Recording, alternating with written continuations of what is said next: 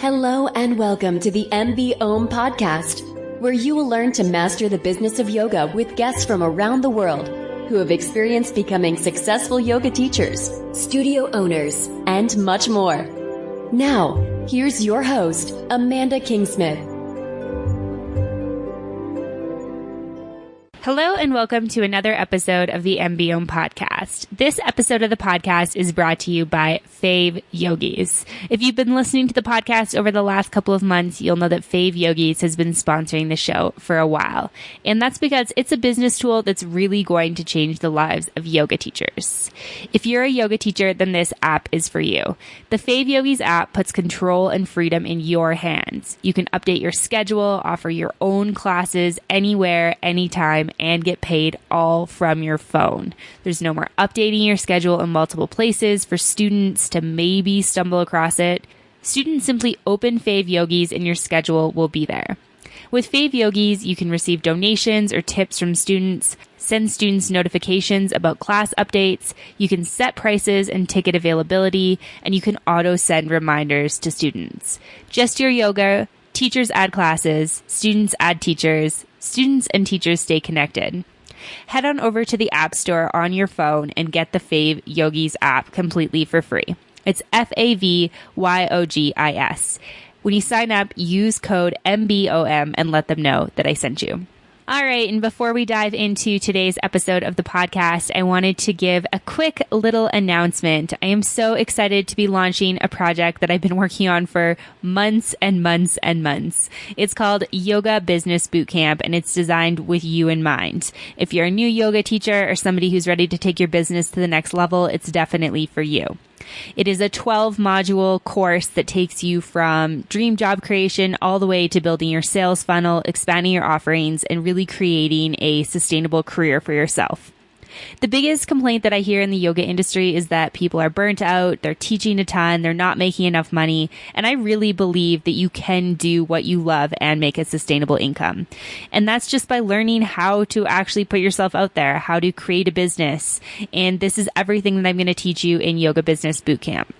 So if you're interested, you can head on over to mbomyoga.com/yoga business bootcamp. There's a podcast, there's videos. So if you search Yoga Business Bootcamp on iTunes, you'll find it. If you head on over to the YouTube channel for MBOM, you'll find it.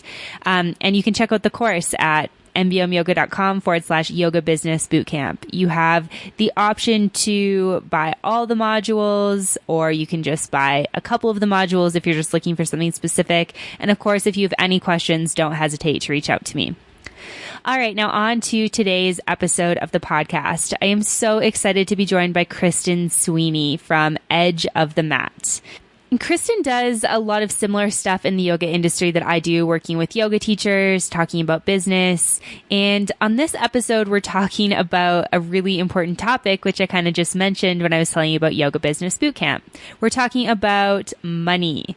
And we're talking specifically about the yoga of money, about why it's okay to make money in the yoga industry, how to sort of reshape your ideas around money and shift your thoughts and feelings around making money and that sort of thing in the yoga industry. Kristen was really, really kind, and she created an awesome resource for listeners. So it's called the Yoga of Money Roadmap, and you can download it at edgeofthemat.l pages.co/the-yoga-of-money-roadmap/. If you're driving your car, you are certainly not going to remember that. So don't worry. There'll be a link in the show notes for that up on mbomyoga.com. So without further ado, here is Kristen. I'm very excited to be joined on the podcast today by Kristen Sweeney, who's joining me all the way from Boston. Welcome to the show today, Kristen. Thank you. Good to be here. Yeah, I'm so excited that we were able to connect, and I'm super excited to dive into today's topic, but I want to back up a little bit and talk a little bit about your yoga story. Can you tell me a bit about how you first got into yoga? Sure. So I actually had a mom who practiced hot yoga off and on when I was maybe in middle school and high school. And I remember going with her to hot yoga classes a couple of times, and not much really resonated for me. I wasn't very into it. I remember taking a couple of vinyasa classes here and there, at like gym classes. Wasn't into it at all. And the moment I really fell in love with yoga was my first Bikram yoga class. I was living in Las Vegas. I was a performer at a show on the Vegas Strip called Jubilee. And I walked into a hot yoga studio, 90 minutes of just being completely sweaty, and being asked to move my body in ways that were really specific, being asked to move my body and my mind with like this newfound sense of discipline. And I was totally hooked. So I was a hardcore Bikram practitioner for a few years. And a couple of years after that, I decided that I wanted to do a teacher training. I was living in New York City at the time. I was an actor, performer there. And I like to joke that only an actor would look at teaching yoga and say, like, that looks like a more stable backup career. But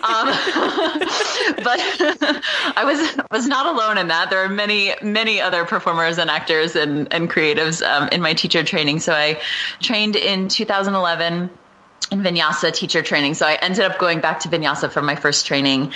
And 2012, I followed that up with a hot yoga teacher training. It was not the official Bikram training, but it was a similar sequence and structure. And I've been really teaching ever since in varying amounts. I've always been a bit of a Renaissance woman, so teaching yoga has never been the only thing that I've done, but it's certainly been something that I've always done since I first trained, and something that is, just such a foundational part of my life, really. It's like at the core of everything I do. Everything else I do kind of gets layered on top of that, but I feel like my deepest center point, I am a yogi. Yeah, I love that. I've got to ask, are you still doing any type of, theater, acting, or anything like that? I am. At the time of our recording this, I actually just had my first 2 gigs with a holiday caroling group. So that's been the only thing I've done in the last couple of years, but we perform a cappella quartets in shopping malls and like various parties and just events around this time of year. And it's really fun. It's a really great way to stay connected to that world. And, I'm not really sure what that will look like going forward, the role that will play. Teaching in some ways fulfills part of what I love about performing, which is really the authenticity of it and getting to interact with people and maybe help them see the world a little bit differently. So, but at the same time, there's like nothing quite like getting up and singing in front of an audience. So that's definitely still a part of my life, although in a smaller way now. Yeah, that's such an interesting background to come from. I think you're the first person I've talked to on the podcast who's come from like an acting background. Yeah. Well, and it's interesting because a lot of what I work with, especially in terms of today's topic, I see a ton of parallels between the performing world and the world of yoga teachers, especially, with some of the things we'll get to talking about as it relates to money and worth and value and all of that stuff. Oh, yeah, I'm sure. And so at what point did you start Edge of the Mat? I started Edge of the Mat, I think it was 2012 in the fall, so it's just past its 5-year mark. And it initially started as this sort of ambiguous blog about yoga where I just felt like I had more to say about yoga than I could say in my classes. And so for a while, it was really just that. It was a free form passion project for me. And eventually I realized that I still had more to say than just writing blog posts, that I wanted to have a clearer and a more focused message. And I got involved with working with a health coach, working with a business coach, and through that work, realizing that what I really wanted to do with Edge of the Mat was to actually narrow my audience down and start talking directly to yoga teachers. And I felt like I had this broad range of experience where I was able to pull together the kind of pieces of the puzzle, especially from a side of professionalism and organization and running your own business, things that I had experience in and that I thought I could bring to yoga teachers. And so the newest, evolution of Edge of the Mat is much newer, but the whole project started and has been evolving for the last 5 years. That's amazing. I love hearing about, something that started as a blog, because I feel like, that's my experience. And I think that's a lot of people is like, you just have something to say and it's like, okay, I'll start a website and I'll just start writing about it. And then it just kind of evolves into something that you maybe never could have predicted that it would have evolved into. Totally. Absolutely. Yeah, I love that. And so, okay, we're going to talk about money. Let's dive into it. I'm so excited that we're talking about this because, like I was saying before we started actually recording the podcast, it's something that, I talk about with yoga teachers consistently. It's something that pops up in every single one-on-one call I've ever had, every conversation with my yoga teacher friends in my private Facebook group. And I think a good place to start is maybe, why do you think that this is such a prevalent topic in the yoga industry? Yeah, absolutely. It's a great question.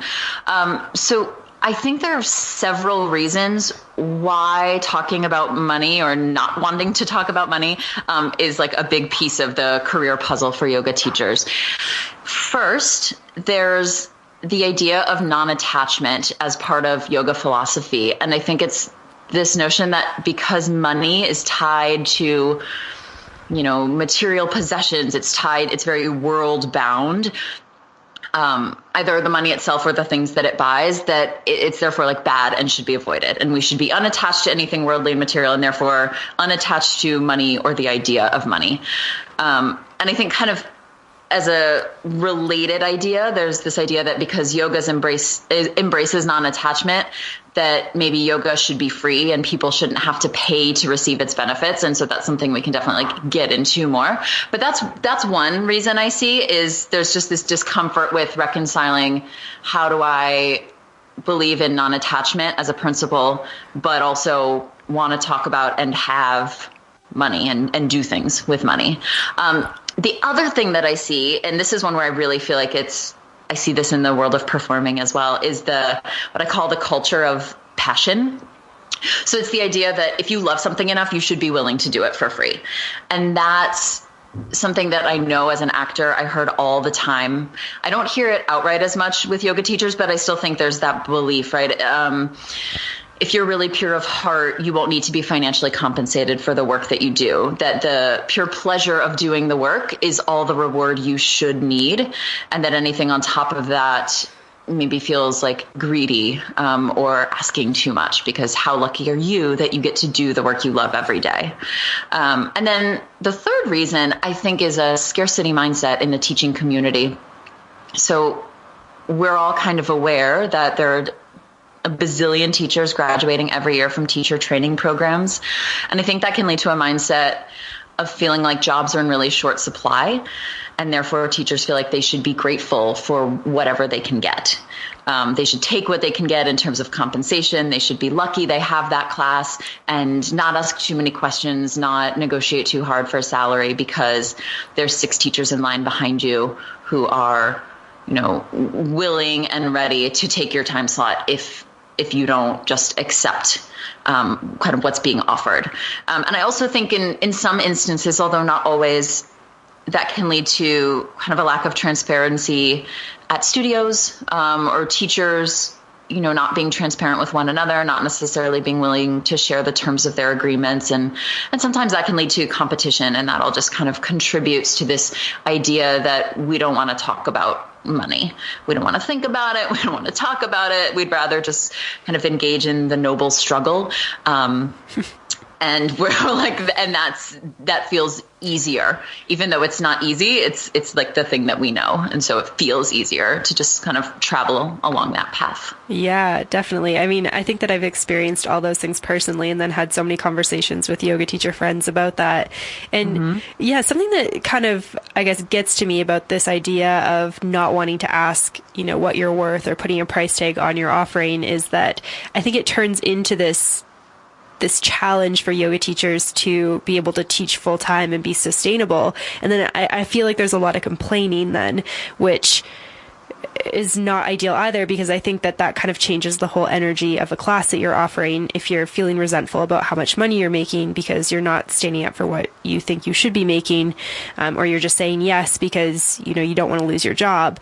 And then I feel like that translates into how you actually teach, which kind of is where the problem really gets big. Totally. If a teacher's having to teach 20 some classes per week to scrape by, the inevitable questions come up of when do they have time for their own practice? When do they have any downtime or a day off? When do they have time to really thoroughly plan their classes or, get inspired by reading a book or watching a movie or, the kinds of when do they have time to have the life experiences that make teaching really vibrant and interesting, not only for the teacher, but also for the students. And then so there's that element. And then totally what you said about if you're not feeling aligned with your compensation being what you feel you deserve or what you're worth, then that will reflect or be reflected in just in the way you show up, right? And it's not intentional. And I know that, most teachers are, so attuned to having really strong integrity with the students and putting the students first. But at the same time, right, it's the small ways it shows up. It's not being that interested in picking up a subclass because you think it won't have very many students and you won't get paid a lot. Or it's, not really being willing to stop and neaten up the props after class because you're just kind of had that resentment is underlying the way you are. And so you become kind of withdrawn. And then maybe that affects, maybe you're not showing up before class and chatting with the students. It just feels like too much energetically to give. So I definitely think that aligning your compensation with your value actually lets you be more generous. And I think that's something that is maybe a trickier concept to grasp at first, that when you're not overwhelmed and underpaid, you can be more generous with your time, your energy, also with your money. And that's sometimes I think a fundamental disconnect that a lot of teachers are missing in terms of, what would it do for me to ask for a raise or, negotiate a higher rate? Yeah, definitely. And I definitely want to dive into, how you go about having that conversation. But backing up to those three things that you were talking about, I love those. And I think that those, definitely resonate with me. And I think probably a lot of people out there listening are like, yeah, you've kind of nailed it in terms of what I'm thinking. How do yoga teachers go around getting around those three things? So how do you, if you're feeling this non-attachment, how do you go about kind of dealing with that personally? Yeah, totally. So when it comes to non-attachment, which is the first one we talked about, I think the biggest piece is being really honest with yourself. And I know exactly one yoga teacher, maybe, who really, really feels like the universe will provide for him. Like if he just woke up in the morning with no clothes, no money, no home, he would land on his feet because the universe would take care of him. And every other yoga teacher I know, including myself, is worried about how they're going to pay their rent or their bills next month. Yeah. And so if making enough money to have a roof over your head is really something you're concerned about, it's so important that you just be truthful enough to own that's where you are. And instead of pretending like it doesn't matter. And I think that's the biggest piece with non-attachment is we kind of tell ourselves we're not attached, but we are. So that's one element, is just getting really honest with yourself. And then the other piece is I like to think of money as an exchange of value, but also as a flow. So money flows in, money flows out, and you're not grasping or holding on, right? But just shifting your mind and your actions so that this flow of money is more abundant. And it's not about holding on to money for money's sake, but letting it move freely within my life. I really believe in yoga as something that is accessible, and the studio I trained at actually started with donation-based vinyasa yoga, so it was totally pay what you can. So that's a really core principle for me that's very important. But I also believe yoga is valuable, and something given away too freely can lose its value. Yes. So part of that is saying that the compensation is, like take private sessions, for example. It's also about asking people to invest in themselves. And when they invest at a certain level, it brings about a greater level of commitment. So it's like, if you believe that the yoga is really powerful, then you want someone to invest at a level at which, one, you're going to get good compensation from it, but two, they're going to take it seriously and really reap the benefits of the practice that are there. So that's kind of how I think about the non-attachment piece. In terms of the culture of passion, the biggest thing is just not to get sucked into that belief structure that if you love something enough, you would do it for free. It's an amazing, amazing gift to be in love with the work that you do. And it's such an honor as a yoga teacher to be able to do that. But that doesn't mean that you somehow don't deserve to be doing it if you also want to get paid for it. Getting paid for work you love, and I talked about this a little bit before, means maybe you don't have to get a survival job, which means you might be able to spend more time teaching if that's your passion. But it also can mean that once your needs are met, you can freely give away your services if that's appropriate. Maybe you can find somewhere to volunteer. If you're always scraping by, it's really a lot harder to be generous with your time and your energy. So I think that understanding the way that having more can allow you to give more is really important there.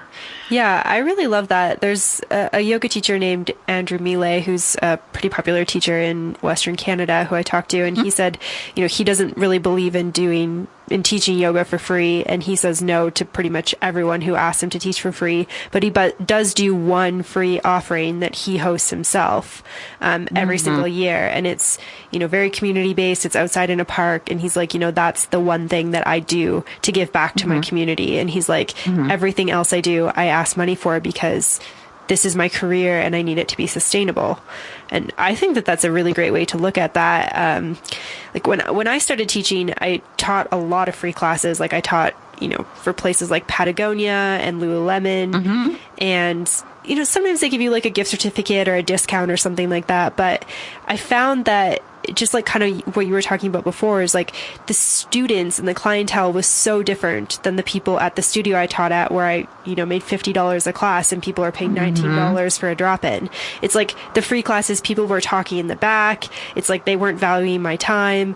I wasn't spending as much time prepping for the classes. And I just kind of realized I don't teach my best. Students don't show up their best. Therefore, I don't want to be a part of doing that because it ends up just not being really that fun actually to teach.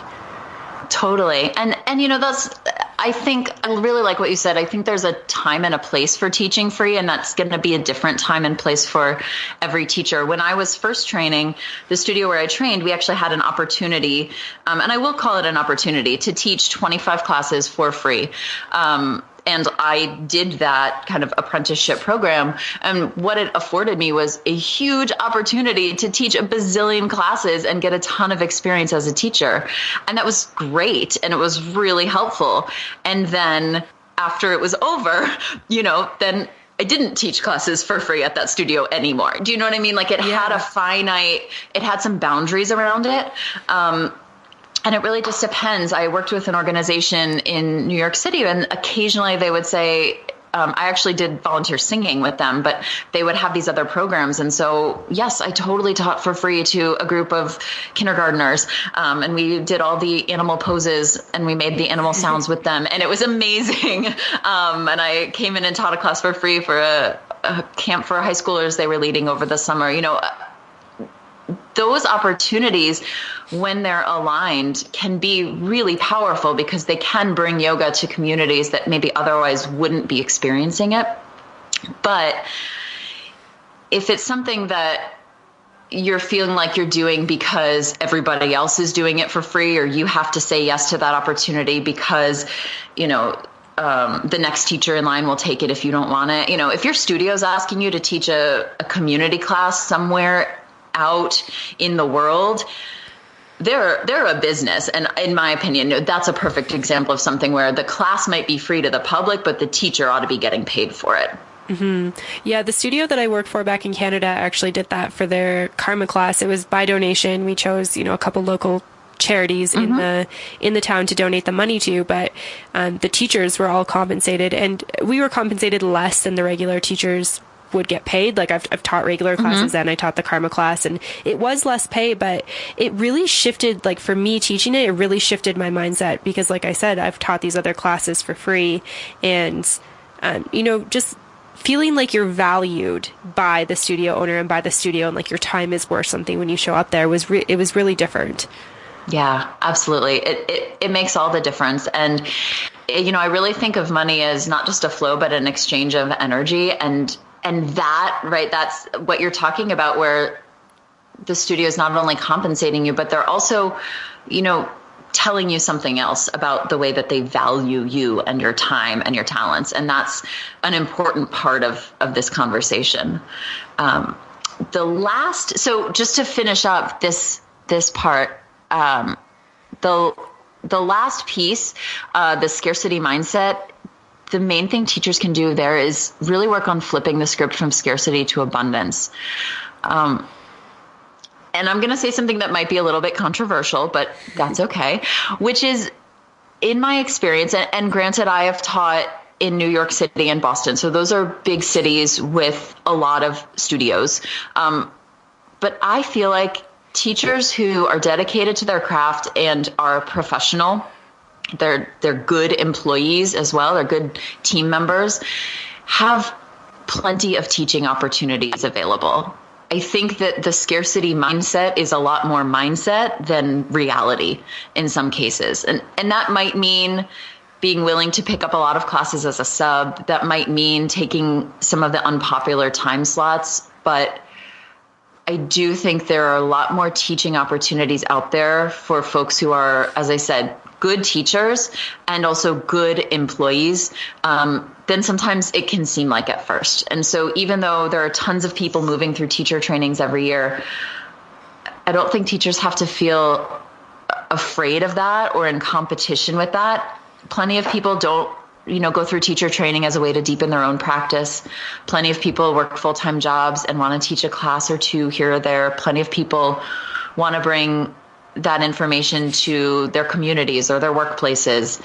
And so I think understanding and just starting to open up to the idea that there are opportunities everywhere can really start to shift that mental conversation.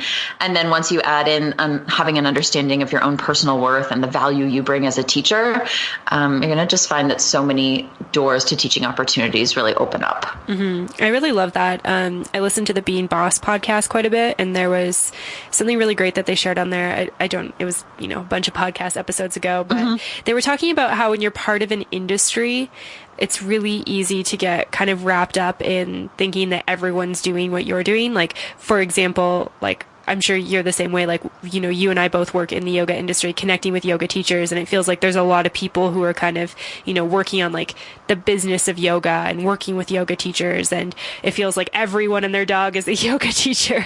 But then I kind of look at the whole world and I'm like, that's because, I'm in this little bubble most of the time. And, my entire community is based around the yoga industry. And when I look at, how many people aren't still even practicing yoga, it's like, wow, there's a lot of opportunity to reach a lot of different people with my teaching. Totally.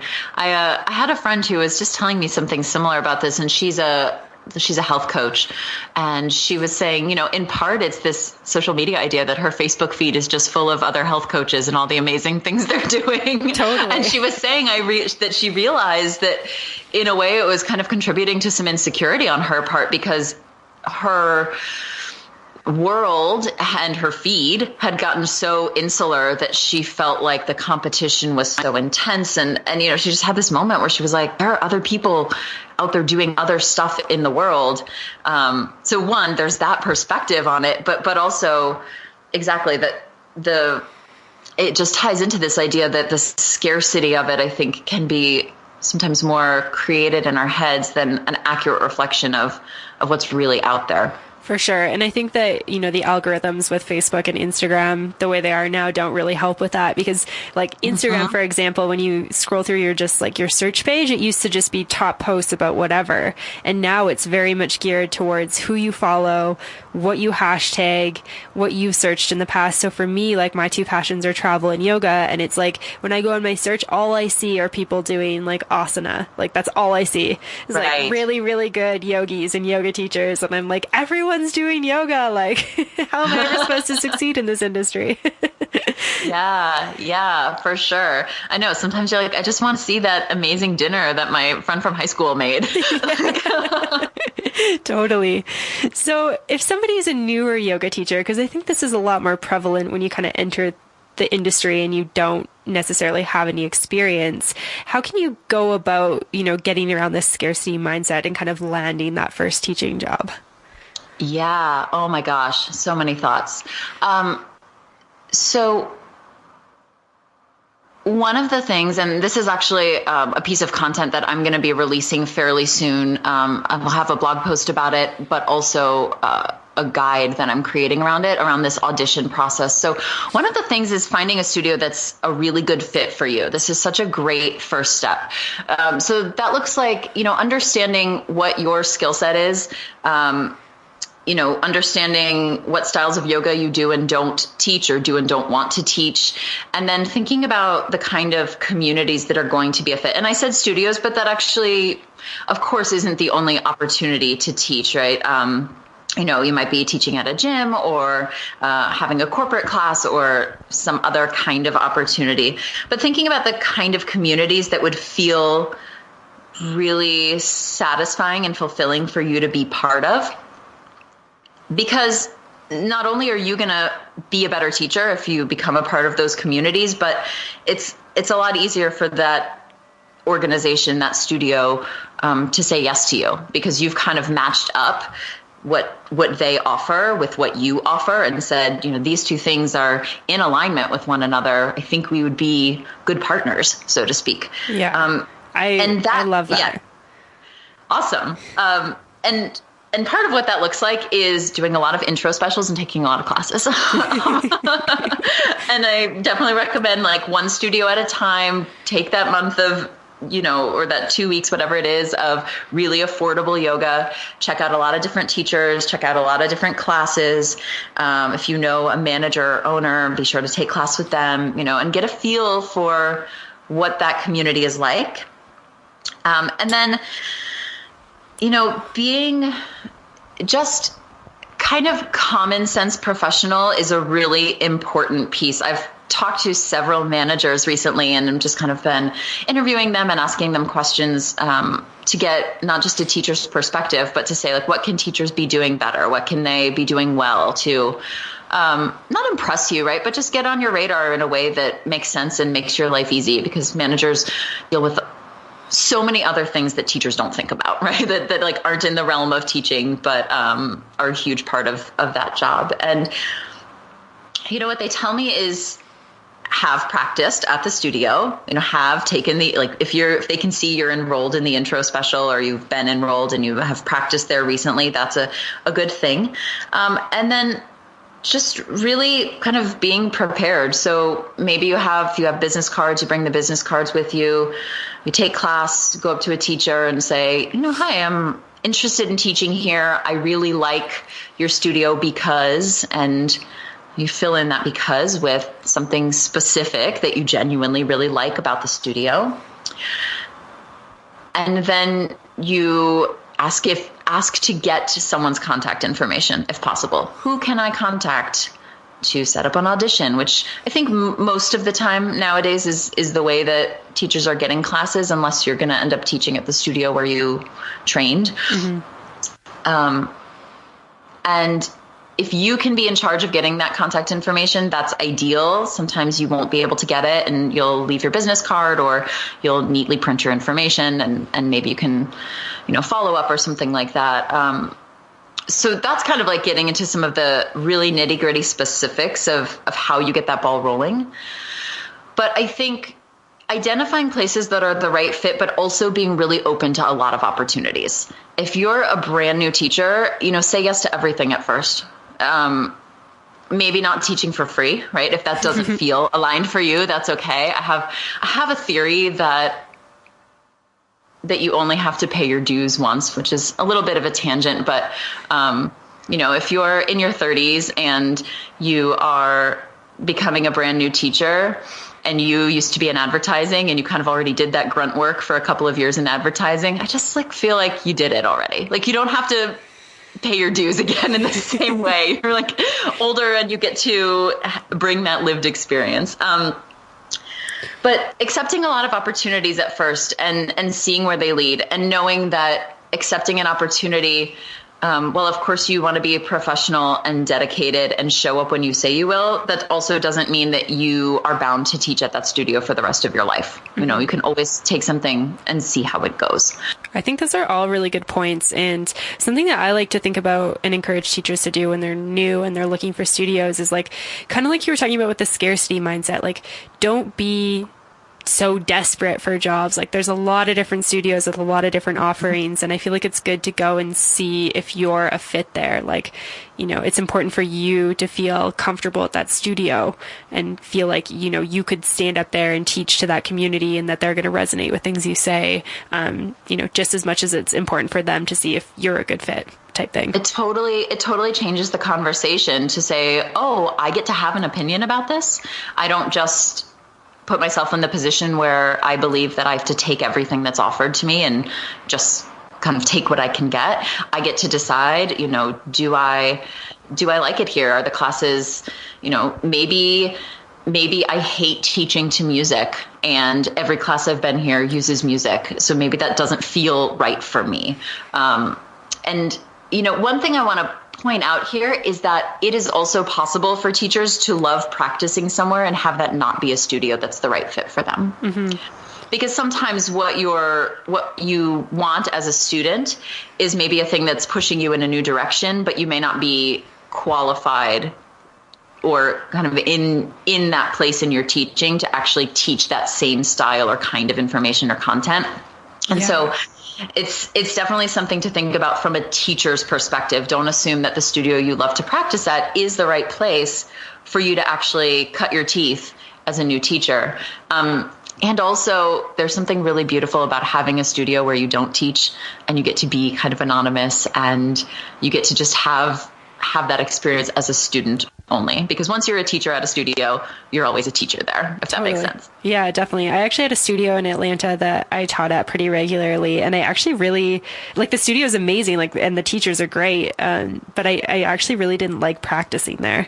And the studio owner was always like, come practice more, come practice more. And it was hard because I didn't have she's like, do you have feedback for me? You don't come very often. And I was like, I just want to I just like being a teacher here. It's not where I want to practice. And it's one of those things where it was kind of hard to exactly explain because there's nothing wrong with the studio. It's beautiful. The vibe is great. I loved teaching there, but it's just when I felt like practicing at a studio, it wasn't the studio that I preferred to go to. Interesting. Yeah. And I think it is something about, when you go there, it's the students know you and, there's I felt like there was maybe a little bit of pressure to always go into the arm balances and all the headstands. And that's not always how I like to practice. Actually, most of the time, that's not how I like to practice.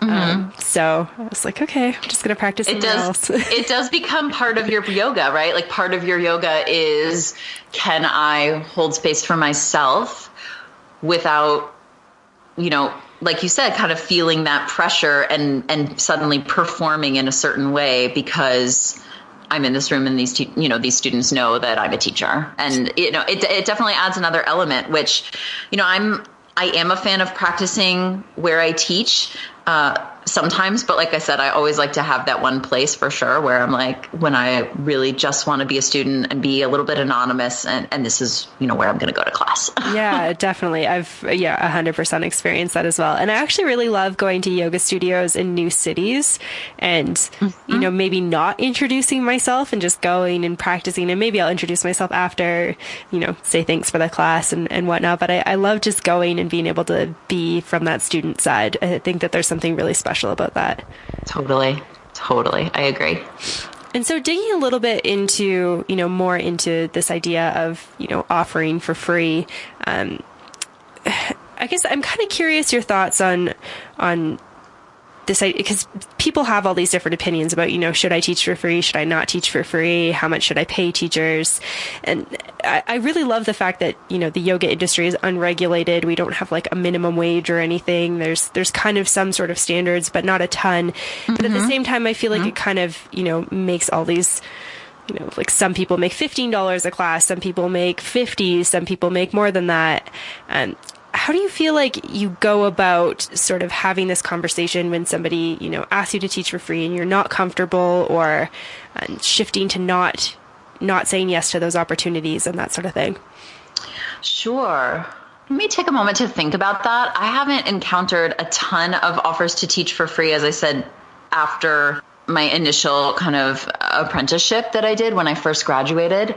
And that was a super convoluted question as well. So sorry. That's okay. No, that's okay. So, I think that part of it is the way that you are presenting yourself. Because when I think about, well, why haven't I really had a lot of that opportunity, is even when I was teaching for free, I was actually getting paid to teach at other studios. And that was partly because I treated myself like I was a professional teacher.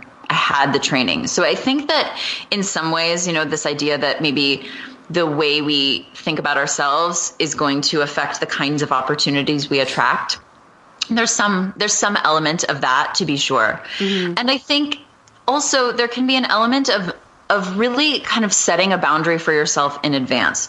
So if one of my very best friends says, "Can we do yoga on the roof today?" and I'm available and around and I want to practice yoga on her roof too, then I'll say sure. And what that looks like for us is we both have our mats. We're both in the practice, and I am just kind of calling out a sequence. So I'm going warrior 1, and then I'm doing warrior 1, warrior 2, and then I'm doing warrior 2. Maybe I'll go over and we have a brief pause and I'm going to help her with her chaturanga. But what we're not doing is I'm not giving her a private for free, if that makes sense. And that's something that I am comfortable with. That's a really good friend. If a not so really good friend says, "Hey, this actually happened to me. Hey, we're at a wedding. Hey, you should do a yoga class for us tomorrow morning in the gym before the wedding." And I was like, okay, cool. We're at some social event. That's not something I'm interested in doing for free. To me, that feels like someone who is, that just feels like an opportunity that's not in alignment for me. That feels like sort of being taken advantage of. And so that's not something I would be comfortable with. So in that case, I would probably just say, I'm going to do my own practice this morning, but I love that you love yoga. That's great. Mm-hmm. In terms of, I have a question about that situation. So if that does happen, is that conversation immediately like, yeah, that sounds like a really fun opportunity. This is my rates for private sessions. Is that something you're comfortable with? And then if they're like, oh, I didn't really want to pay for that. Right. Then is it like, oh, okay, I actually don't offer that type of situation for free.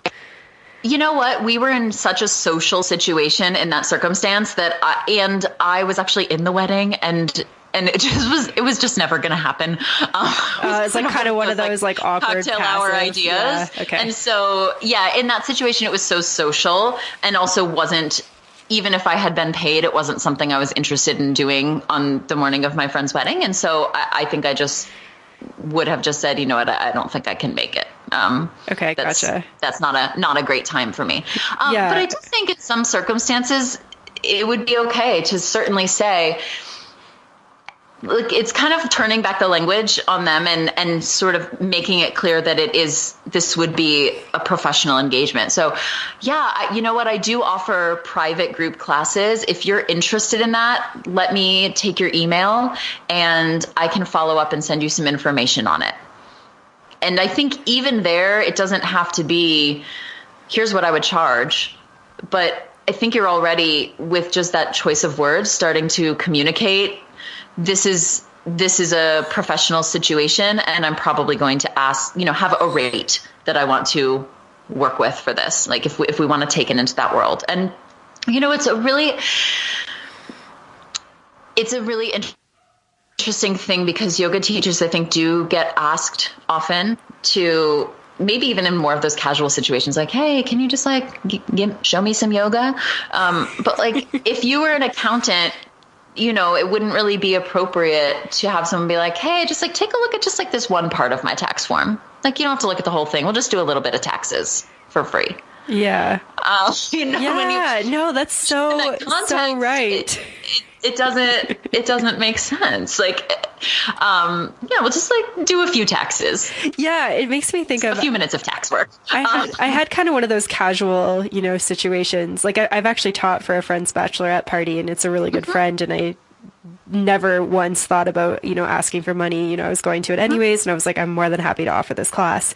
It's planned in advance. And then I was at a bachelorette party this past summer for like one of my best friends. I helped plan the bachelorette party and, we're on like day 2 and my other friend who's organizing is like, oh, we should just like do some yoga tomorrow morning. You can teach. And I was like, well, I mean, like we're going out tonight. We have no yoga mats with us. Like I'm literally the only person with a yoga mat. And I was like, yeah, like it's kind of a fun idea, but I think that we probably should have planned that beforehand if we were going to do it. Like, it's just kind of like a weird, yeah, like let's do yoga. And nobody else there is a yoga teacher. And no one else was like, oh, let's, sit down and like, you can show me some of your nursing stuff or you can do first aid on me or anything like that. Totally. Yeah. And that's where it gets into this. Well, you love yoga, right? It's like more than your job. Well, sure. Yes. And also sometimes you just want to be on a bachelorette weekend and that's okay too. For sure. And it's like, also because I value myself as a yoga teacher, it's like, I don't want to do a crappy job teaching and, teaching after a night of drinking with my girlfriends when I haven't prepared any type of sequence is not showcasing me as a good teacher. Right. Yeah. Yeah. I think what these examples we've been talking about has illustrated for me is that maybe there's more instances when people think when the answer isn't, I want to get paid for this, but the answer is really, this is not a time or a circumstance in which I want to be teaching yoga, period. Yeah. And even if there was a way to negotiate compensation, maybe it still wouldn't feel good. Have you ever offered to do a private at a time that you were then like really sad that you did because it's just like you tried to cram it in your day or you were supposed to have a full day off or, and sure, it's good money, but even so, you maybe walk away going, you know what, next time I'm going to think that through a little bit better because I'm glad I made this money, but I probably could have said I wasn't available on a Saturday and we would have had the session the following week. Definitely. Yeah, no, I think that that's really good. Like remembering to value your time. And it comes back to this idea of, I guess, like not being desperate. Like I feel like maybe desperate is the wrong word, but sometimes that's how it's felt to me is like, okay, I really need this money and I really want this opportunity. So, that night works best for you. Sure. I'm going to sit in traffic for an hour to make this happen, or I'm going to, take less money, or I'm going to do whatever it takes to make this happen because I really could use the cash and the opportunity. Yeah, for sure. And, it's interesting. I think for me personally, I have, as I said, always had kind of several things that I've done. And so right now, besides Edge of the Mat and actually teaching group classes and some privates, I also do some writing work. And so in a way, I feel like I know I'm not exactly suggesting people have a day job, but I feel like if you feel really clear that the direction you're heading in is that you want to be all in on yoga and you're moving that way, maybe, one way that could look is that you have really clear boundaries around what you will and won't do in terms of your rates for teaching yoga.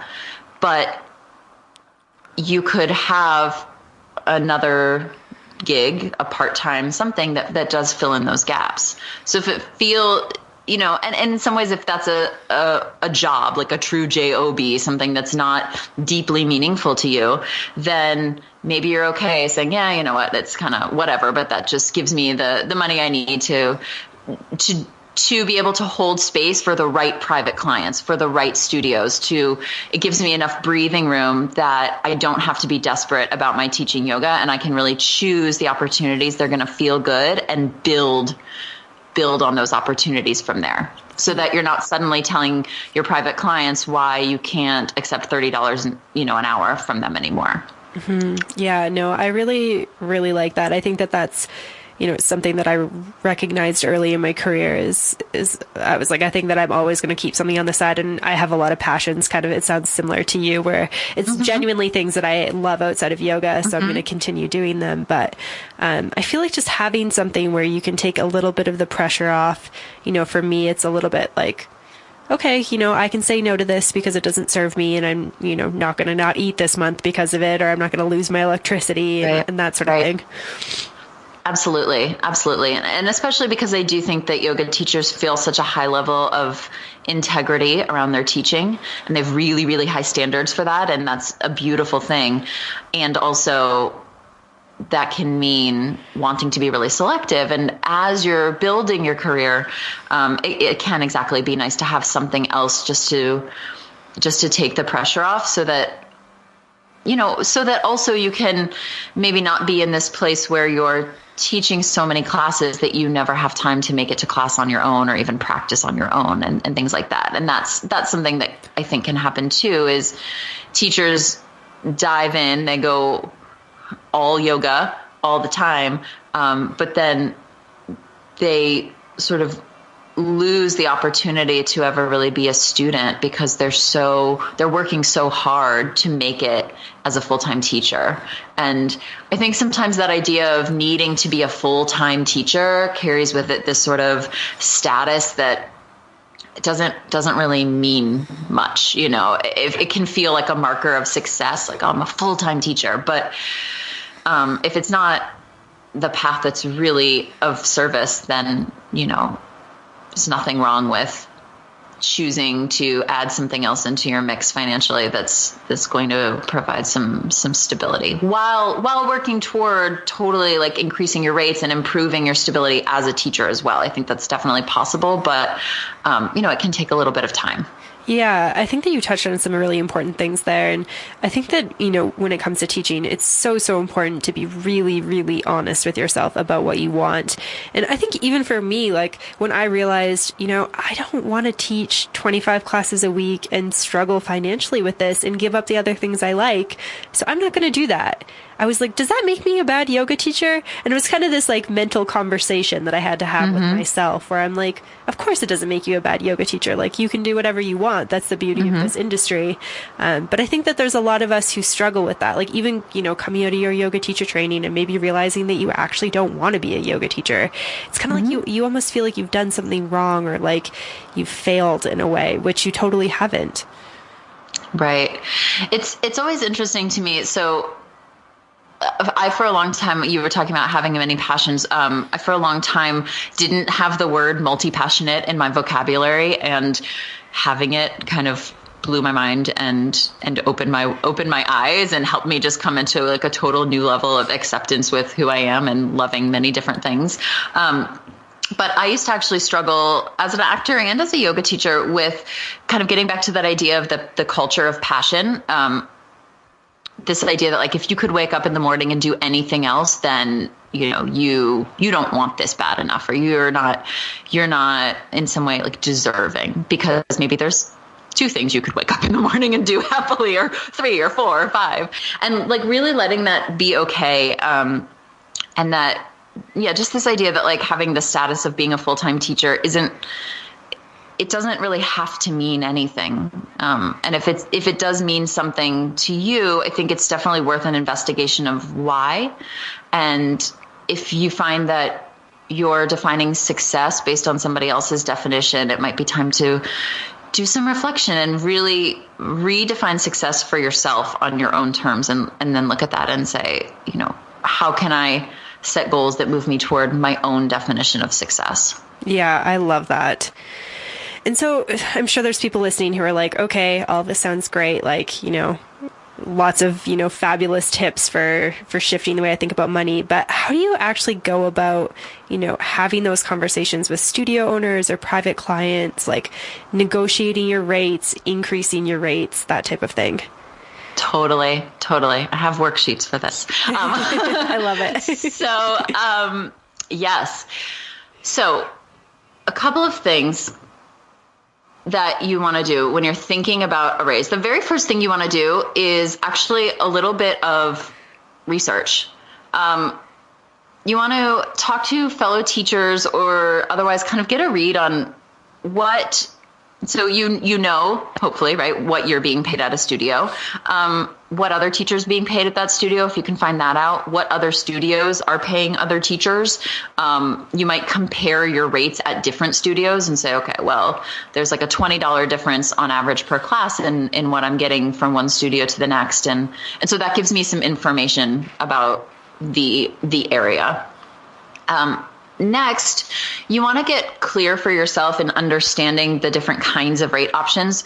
So I think about it as 3 different rate structures: flat rate, pay per head, and combo. Pretty self-explanatory, but I'll do a quick rundown. Flat rate is you get the same amount of money per class, no matter how many students show up. Pay per head is you get a set amount of money per student who shows up, like say it's $3 per head. So if one student shows up, you get $3. If 10 students show up, you get $30, et cetera, et cetera. And that pay per head rate often won't include things like ClassPass or new student specials, work traders, other teachers, so you just want to know what the kind of exclusions are there. And then a combo rate, which is a base rate, and then maybe a per head on top of that. So say it's $30 a class. And then if you have more than 5 students, you get $3 a head for every student above 5. So once you've kind of got a grasp on those different rate structures, identify which one you're currently on where you're considering asking for a raise, and play with what your ideal would be. Many studios are open to negotiating on different rate structures. So say you're on a combo rate, maybe you want to increase your base pay from $30 a head to $40 a head. But maybe you say, you know what, I really don't like counting my students, so I'm just going to ask for $50 a class no matter what.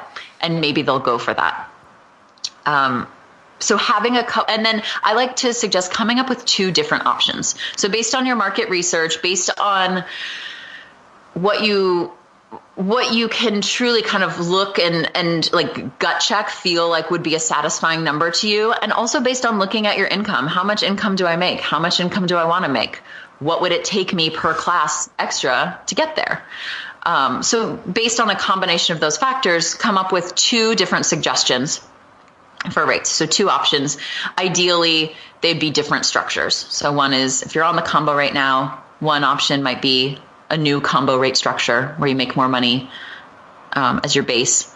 And the second option might be a flat rate. Okay. Yeah, that makes sense. Yeah. Okay, cool. The next thing you want to do is set up the meeting. I definitely recommend an in-person meeting if possible. You can give them a heads up that it's about pay or something like that. But I just think it shows a higher degree of professionalism and also allows for more real conversation than email, certainly not text. So you might send an email or a text to set up a meeting. A great time to set up meetings is right after the owner, the manager, whoever you'll be talking to has just taught, because usually they plan to hang around the studio for a while anyway.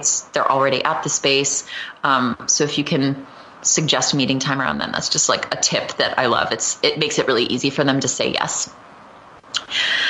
And then basically you're going to go in, and in that conversation, you want to lay out your case for a raise. So it can be nice to have this conversation maybe around, say, like an anniversary of some kind. I've been teaching here for 2 years or 1 year.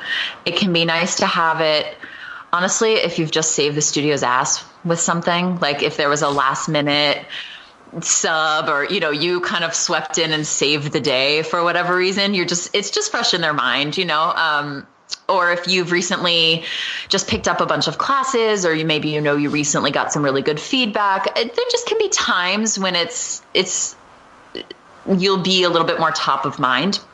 That can be good times to set up this conversation. Then basically you're going to make your pitch. I'm looking for a rate increase. You pitch one option.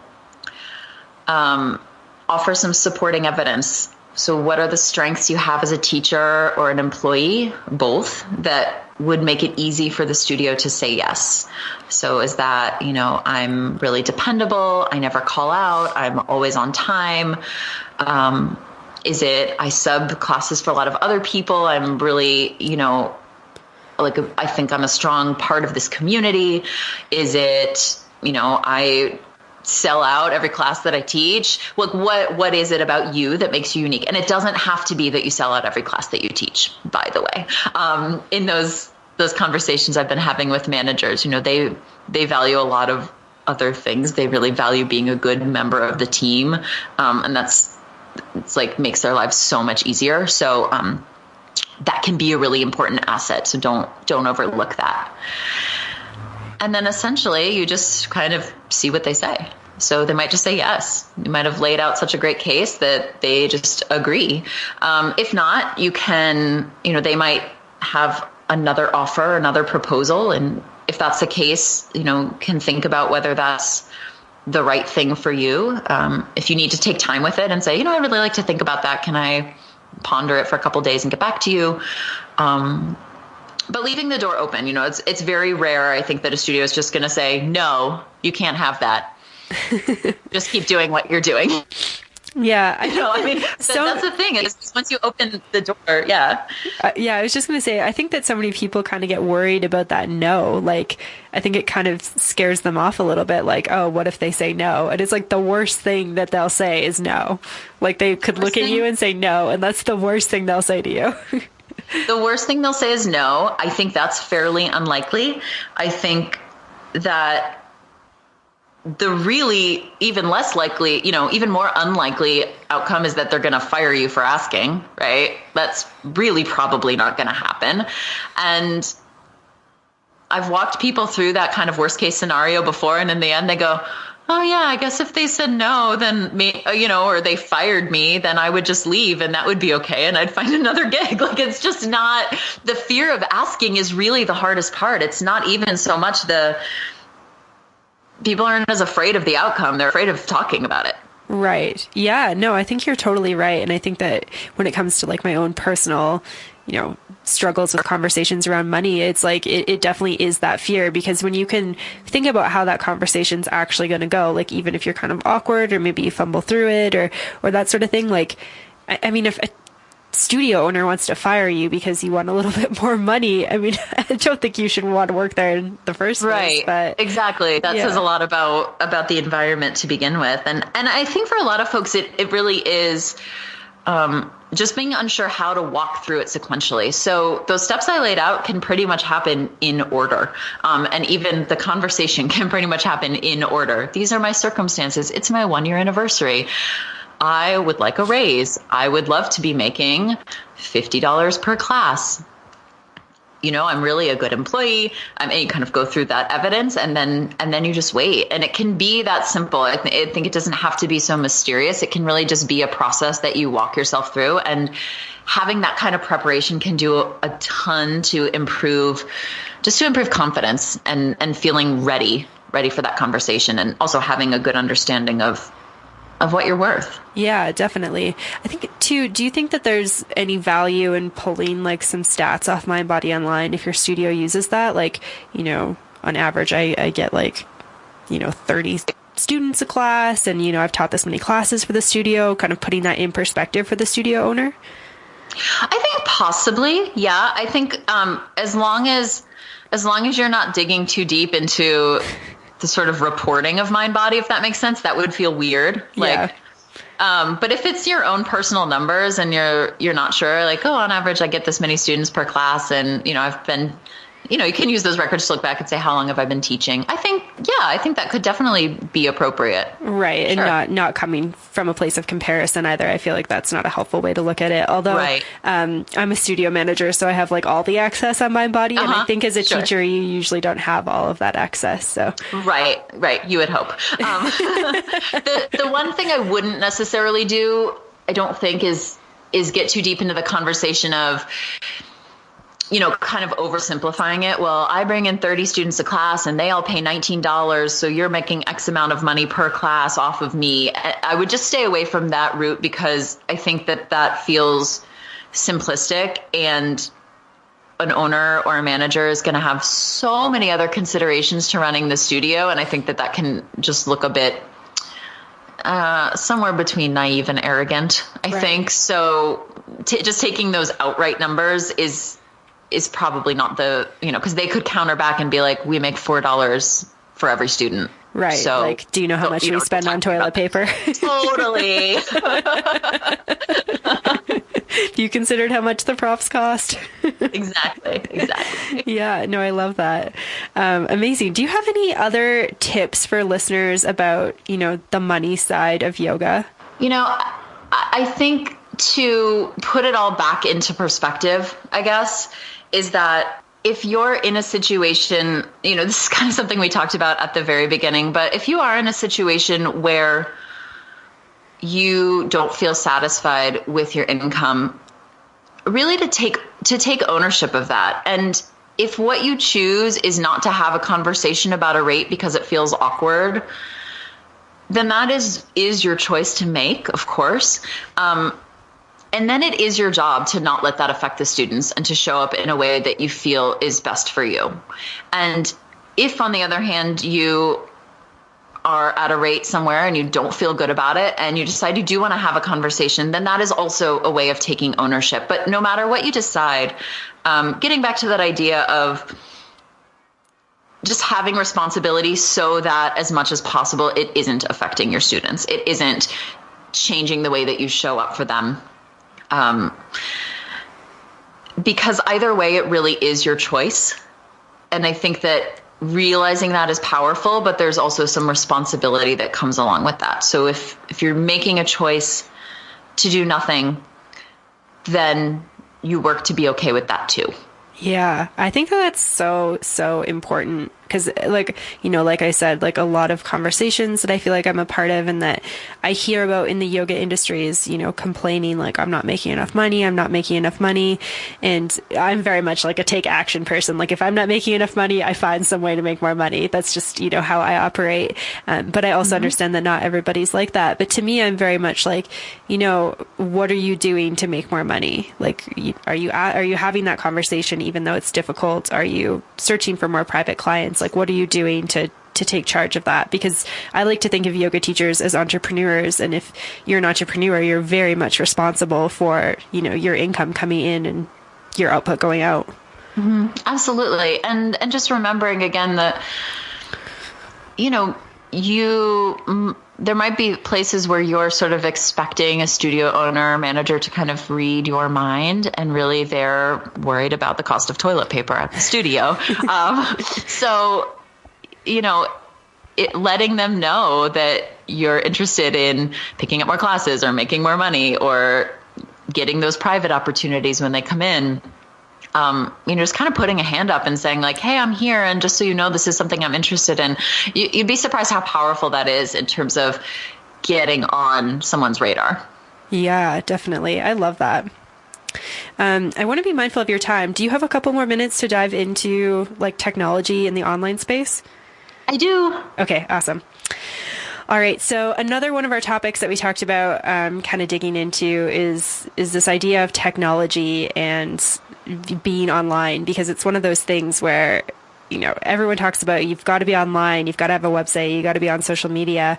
But it's also, as yoga teachers, we're very much about like being present with our students, being present in our classes, and kind of talking about, this sort of offline type of experience. So I'm curious, what is your opinion on, being online, being on social media versus being really present in your life and with your students? Yeah. So I have this little tagline I like to say, which is if you want to teach yoga as a career, you don't need 10,000 or 10 million Instagram followers. You need 3 studios who want to hire you. And I think that to me, sometimes that's something that gets a little bit overlooked.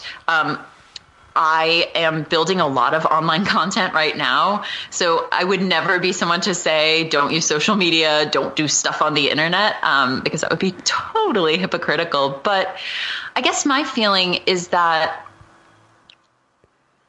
most teachers, I think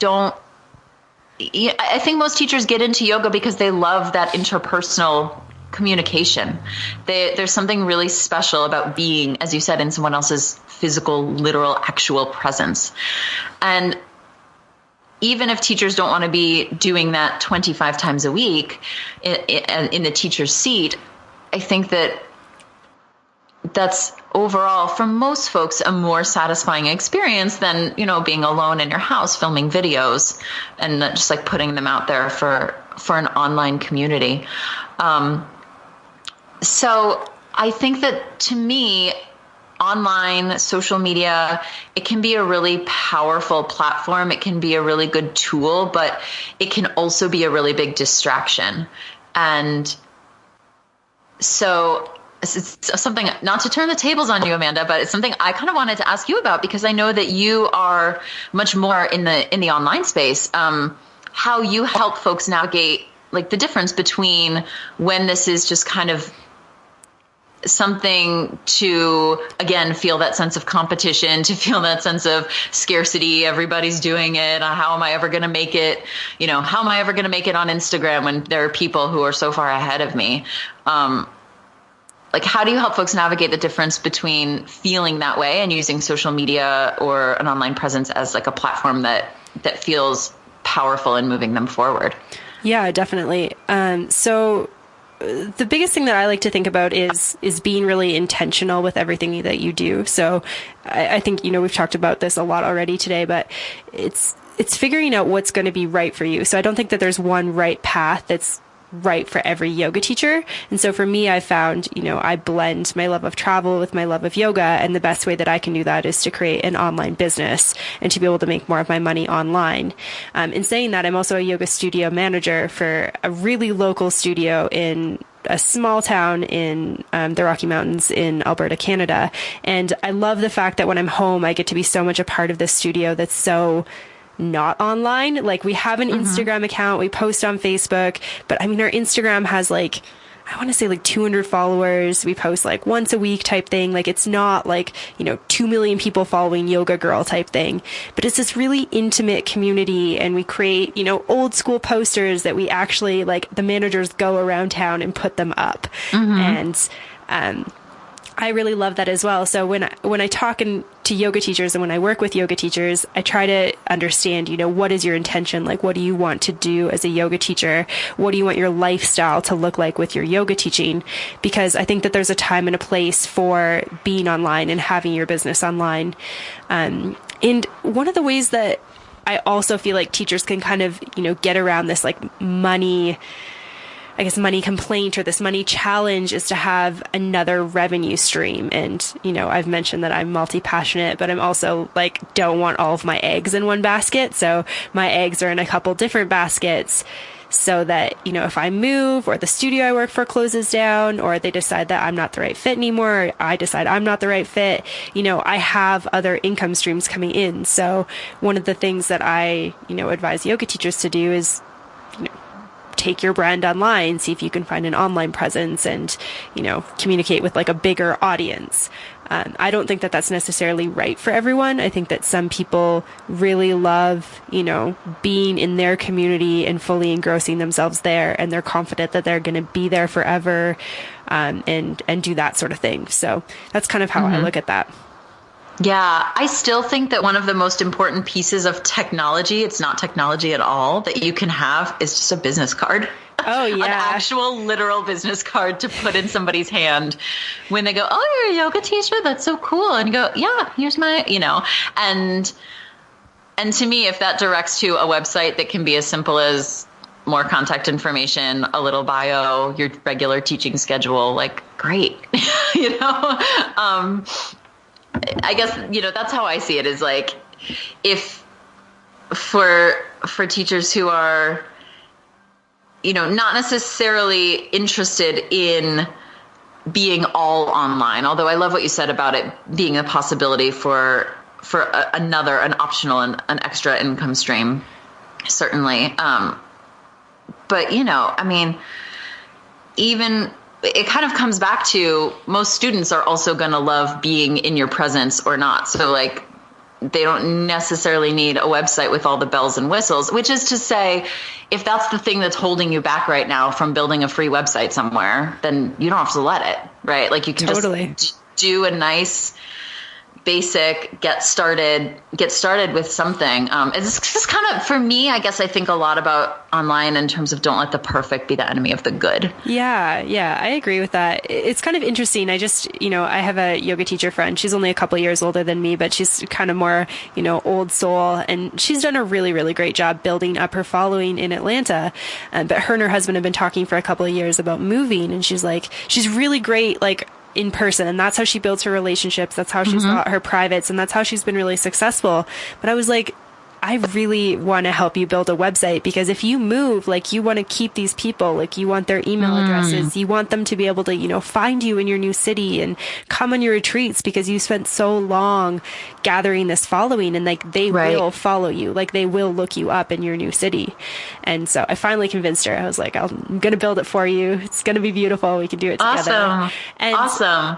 And I think that it kind of, broke down this idea that it had to be really hard, and that it had to be really fancy, and that it had to be, this big ordeal. And I was like, it doesn't have to be at all. We can build it exactly what you want. It can be simple. It can represent you. And I think it kind of opened her eyes to like, okay, I can be online and have this online presence while still being really present with my students for my day-to-day classes. Right. And what I love about that example is that it sounds like the online work just augmented something that she'd built in person. Totally. She had the foundations in place. She had the students. And now it's saying, exactly, if you're going to move, like, how do you maintain those connections? Well, the internet's a really easy way to stay in touch with people. And yet it added to what was already there, the foundation that she'd already built, instead of feeling like, I don't know, the internet is the end all be all, I guess, which I think, especially when it comes to teaching yoga, it isn't. For sure. And I think too, like, my philosophy around social media, like, I think I only have 600 followers or something. And I really focus on, I'm focusing on my Facebook community and growing that, and then my mail list, and then also just putting out quality podcast content. Like, I can see how many people are listening, and that's really where I want to be growing MBOM, is like, I want people to be listening to the podcast. That's like my intention of why I create it. But I think that, I can look at my engagement, and I can see how many people are liking posts and how many people are commenting. And to me, I think that's a lot more important than somebody who has, maybe 20,000 followers and they get, 20 likes. Like, I would rather have a small community of people who are genuinely interested in what I have to offer than a massive community of people who don't really care. Right. Absolutely. But I think that there's these really big, Instagram specific, Yoga Girl is a big one. There's a lot of people, or a couple big yoga teachers who have, over 1 million followers, and can kind of be overwhelming. Like, oh, I'm never going to make it in the yoga world, or I'm never going to make it in the online world if I don't have 2 million followers. And I commend what Rachel Braden has done. Like, she's grown a really great online community, and I love what she does. But I also think that, looking at what she's done and comparing yourself to her and getting really discouraged because you don't have that many followers is not a really great way to look at that. Right. And it's also not a great way to spend your time if you find yourself kind of in the social media vortex that is such a time suck. It's just, it's, if you ever have come up from one of those kind of stints where you've just been in it and you go, where did that time go? And what did I do with it? Like, there were so many other things I wish I had spent that hour, that 30 minutes on. Totally. Yeah. Been there more times than I'd like to admit. Yeah. Oh yeah. Like it's designed, like YouTube's the same way, like Facebook's the same way. Like they have looked at the way that the human brain works and they've designed it to suck you in. So I have to be very intentional, especially with Instagram now that there's stories. Like I can just watch those for ages. Like 30 minutes of my life can go by and I'm still watching Instagram stories. Right. But I think that it's kind of almost translating it to your yoga practice. Like I like to think about taking my practice off the mat and into my real life. And I went on this 7-day hike. It's really popular in Western Canada. It's called the West Coast Trail. It's on Vancouver Island and there's no cell service for 7 days. So it's 7 days, 6 nights. And I didn't really think about the internet for most of it. Like I was so, we had to get our own water and we had to treat it. And the hike was really tough. So it's like you're tired and you have to feed yourself and you have to set up where you're going to sleep that night. And so I was focusing on surviving, not on, who's doing what on Instagram. And I found the only time that I was really wanted to be on my phone was it had poured rain on us. We had to stop our hike that day early. We set up our tents. It ended up flooding where we sent them up. So our tents got wet. Everything was soaking. We moved our tents. Me and my 2 girlfriends had gotten a fight over this whole thing. And so it's like everyone's in a bad mood. Everyone's soaking wet. And I'm sitting in the tent just like after this has all happened. And I'm like, all I want to do is be on Instagram right now. Like I tried to turn my phone on, no cell service. And to me, it was this huge realization of I do it to distract myself from things. Yeah, or to escape. Yeah. For sure. Like I didn't want to deal with what I was feeling. I didn't want to have the difficult conversation with my friends that I was with. I just wanted to disappear into somebody else's world. And so since then, I just did this in September. I've been really conscious about, am I going on because I want to share something? Am I going on because I don't want to do this task? Am I going on because I'm feeling something that doesn't feel good right now? And just trying to be more aware of that. Absolutely. I love that. I think intentionality, like you were saying earlier, is such an important part. And also, even knowing if you decide that what you want to do is, kind of transition between parts of your day with 10 minutes on Facebook, that's great. But again, draw a line around it, make it 10 minutes on Facebook and then be done. If you want to if that helps you come down or transition between work and home, cool. And then move on. For sure. Yeah. When I was starting MBOM and kind of starting my business stuff, a lot of it was very uncomfortable for me. It was all new. And so I had a lot of time where I was I would kind of dive into Instagram to kind of hide from what the challenging things that I needed to do. And I worked with my business coach on actually setting timers for myself. So I would set 8-minute timers when I went on Instagram. And it was amazing how fast it went. And now, that was 2 years ago. So now I'm at a point where I don't really need that. I can be a lot more cognizant about it. But I think that, if you are at a point in your life or your teaching or your business where you find that you're really sucked into social media, setting a timer for yourself, like you were saying, can be really helpful to, kind of suck you out of that vortex and be like, oh, right, real life. Right. Absolutely. Yeah. Yeah. Do you have any other thoughts on, technology and being online and that sort of thing? I think the idea that even something the technology itself isn't good or bad. And this comes up for me. I'm a huge podcast fan. I listen to all sorts of podcasts all the time. And I, in general, put podcasts in the positive column, right? I get to hear from a lot of really cool people. I get to hear timely information. Everybody's really smart. They're entertaining. And so I don't consider it trashy, I'm like, oh, I'm doing such a good thing. But there can be a point at which it's hard to take my dog for a walk without having a podcast on.